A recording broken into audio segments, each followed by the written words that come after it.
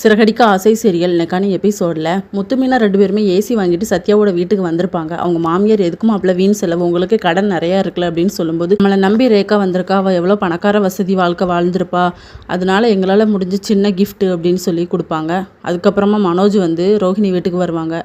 ரோஹிணியோட அம்மா தான் இருப்பாங்க. என் மாப்பிள்ளை இப்போ என் பொண்ணு வேறு மாசமாக இருக்கா, அதனால் தயவுசெய்து அவளை கைவிட்டுறாதீங்க அப்படின்னு சொல்லிட்டு ரோஹிணி கிட்டே கூட போய் பேசுவாங்க.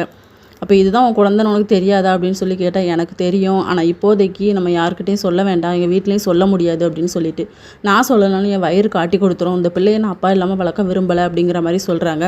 எனக்கு கொஞ்சம் டைம் கொடு அப்படின்னு சொல்லிட்டு பணமும் கொடுத்துட்டு போகிறாங்க. அடுத்த சீனில் முத்து மீனா அதுக்கப்புறம் அவங்க கிளாஸ்மேட்ஸ் எல்லாருமே சேர்ந்து ஸ்வேதாவுக்கு வந்து சின்னதாக ஒரு பார்ட்டி வச்சுருக்காங்க ரவி ஸ்ருதியோட ஹோட்டலில் தான். அப்புறம் மீனா வந்து கிஃப்ட் வாங்க போயிருப்பாங்க.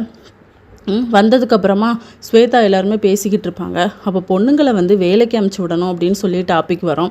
அப்போ முத்து மீனா 2 பேர் தான் சொல்லுவாங்க, நாங்கள் இந்த நிலைமைக்கு வந்திருக்கோன்னா பாதி காரணம் நீதாம்மா, மீனாவுக்கு இப்போ பெரிய ஆர்டர் கிடச்சிருக்கு தெரியுமா அப்படின்னு சொல்லிட்டு. அப்போ இந்த இன்கம் டேக்ஸ் ஆஃபீஸர் சொல்வார், எனக்கெல்லாம் கல்யாணம் ஆச்சுன்னா என் ஒய்ஃபை வந்து நான் வேலைக்கு அமுச்சு விடுவேன் அப்படின்னு சொல்லிட்டு ஸ்வேதாவை பார்த்துக்கிட்டே சொல்லுவார். இதோட நெக்கான எபிசோட் முடியுது.